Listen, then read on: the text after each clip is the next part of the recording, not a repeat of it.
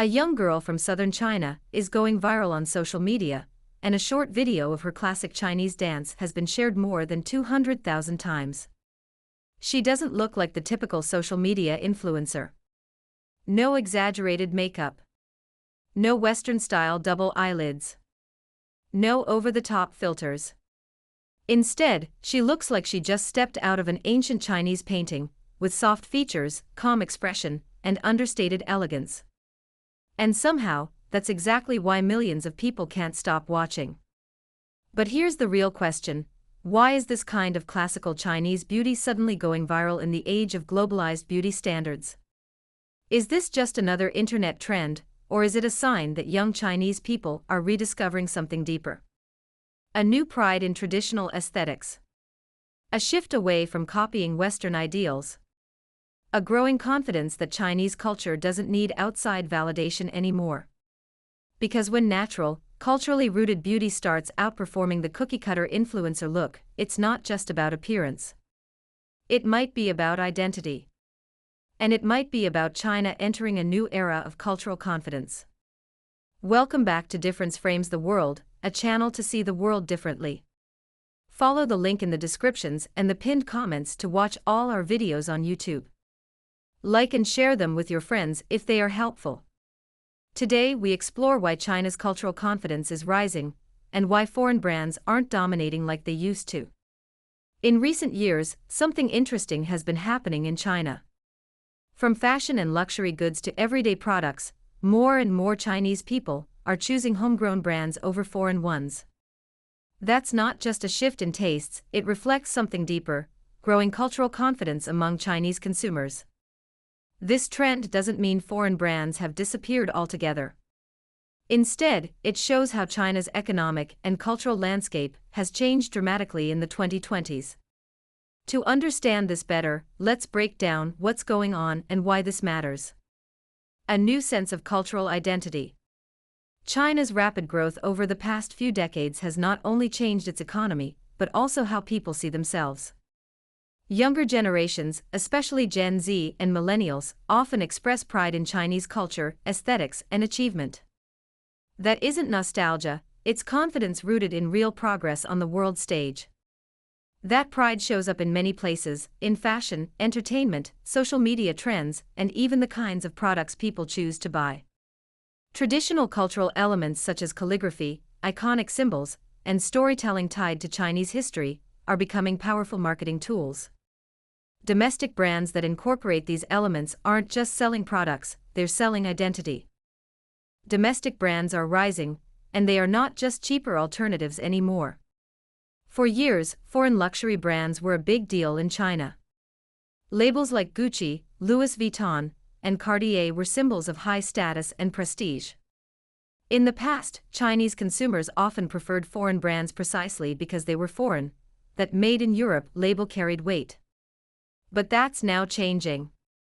Western luxury brands are seeing slower sales growth, or even declines, in China. In 2024 and 2025, overall luxury sales from Chinese consumers shrank sharply compared with earlier years, and sales of some Western brands, such as Gucci and Yves Saint Laurent, fell significantly. Meanwhile, Chinese luxury brands are growing fast. Brands like Laopu Gold, often called the Hermes of gold, have become major players by blending premium quality with cultural symbolism that resonates with Chinese buyers. Laopu's sales jumped dramatically in recent years, with revenue outpacing many foreign jewelry brands on online platforms. Brands such as Mao Geping in cosmetics and Songmont in leather goods have also seen strong sales growth in China, while some foreign competitors have seen their sales fall or stagnate. Why? Domestic luxury brands often connect with cultural values through design elements, storytelling, and experiences that feel more Chinese than those of foreign brands. It's not only high-end products where this shift is happening. Even outside of luxury goods, domestic brands are gaining ground. Chinese automakers are challenging foreign brands in segments once dominated by them. For example, the Chinese EV brand Aito, developed with Huawei, outsold major foreign luxury car brands like BMW and Mercedes in China's premium market in recent years.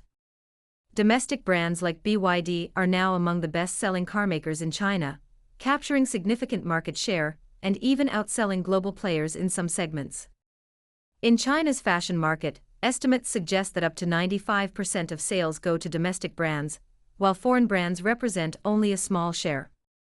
Brands like Kum Mua and Feng Chen Wang have gained national popularity by tapping into Chinese design, social trends, and local retail ecosystems.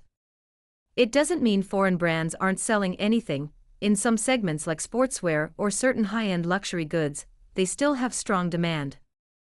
But their overall share of the market is shrinking compared to domestic competitors. There's no single reason behind this shift, it's a mix of cultural, economic, and social forces.